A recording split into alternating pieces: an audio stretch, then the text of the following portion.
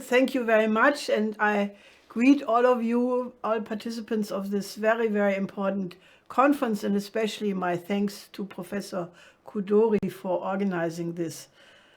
I think that many people in the world realize that we are probably faced with the worst crisis in history ever.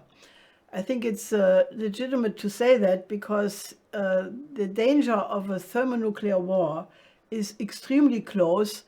And if it ever would come to that, and it could easily arise out of the Ukraine situation, which is really a war between NATO and Russia and implicitly against China, it would lead to the annihilation of the human species because, it has been argued by many experts that there is no such thing as a limited nuclear war. If one nuclear weapon is used, it probably will lead to the exchange of the entire nuclear arsenal and thus lead to a nuclear winter in which nobody would survive. I think that is the thing we have to really overcome.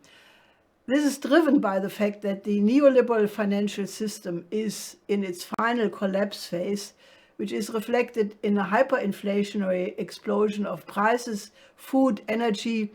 This is in large part the result of the sanctions against Russia and other countries, but more fundamentally the result of the quantitative easing, pumping money, trillions of trillions after the systemic crisis of 2008. And, this is really the motor behind the war danger.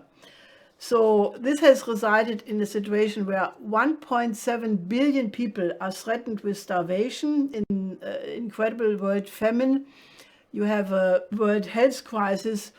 And, this is why I think the spirit of Bandung is so very important.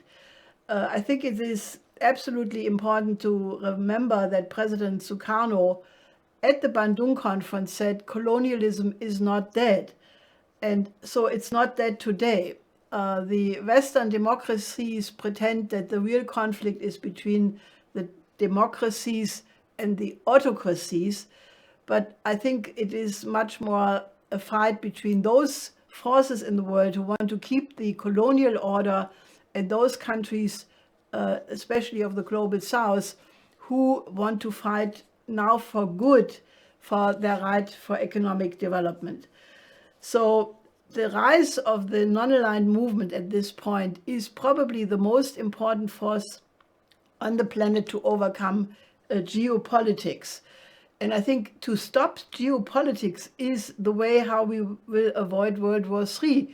We have to learn to think about the one humanity first, not in terms of blocks, not in terms of zero-sum games, but we have to think about the one humanity and a new paradigm of thinking.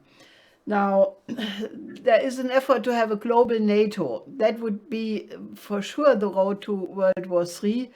And I think we have called, that's the Schiller Institute, for a new global security and development architecture, which must take into account the interest of every single country on the planet. The closest approximation to that comes from President Xi Jinping, who has called for a global security architecture initiative and a global development initiative. And, this is has to be put on the agenda for sure. The best would be if a group of non-aligned nations would, basically go together to the G20 meeting, which will start next week in Indonesia.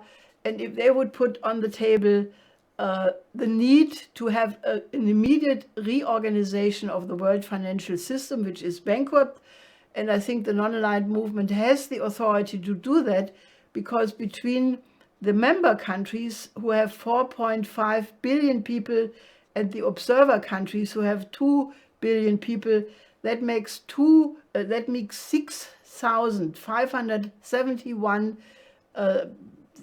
billion people of 8 billion. So that's clearly the majority of the world. Also, President Sukarno at the time had said, if it comes to a new world war, the oceans will not protect the countries of the South. And, Nehru at the same conference said that if it comes to a block building, it will come to a new war for sure. So therefore, the non-aligned movement has to really get together, rethink their role in terms of history, and put on the table a new credit system. And, the previous speaker attacked the Bretton Woods system for good reasons, because this was made by Churchill and not by Franklin D. Roosevelt. The idea is we need a new credit system which puts the overcoming of the underdevelopment of the developing countries as the first priority. There are clear precedents how you can build a new monetary credit system. You have to start with ending the casino economy, global Glass-Steagall separation of the banks, which for the developing countries means basically capital controls to prevent speculation, then have a national bank in every single country, and then have a credit system which gives low interest, long-term credit for the development of the developing countries. Now, that has to build up basic infrastructure, industrialization, double food production, World Health System. I think the pandemic has shown that unless you have a modern health system in every single country, you cannot stop the pandemic, and there will be new ones. So if the G20 meeting next week fails to put this on the table, and there will be probably opposition against such an idea coming from the West, then the non-aligned movement must find a soon to be created opportunity to put this on the agenda. Call for a new emergency UN General Assembly, but take action, because I think the non-aligned movement is the most important force, and you have to raise your voice, because we have right now an incredible danger to all civilization, and that must inspire the leaders of the non-aligned movement to take a much more active role, because I think you are the only force which can prevent world catastrophe. Thank you.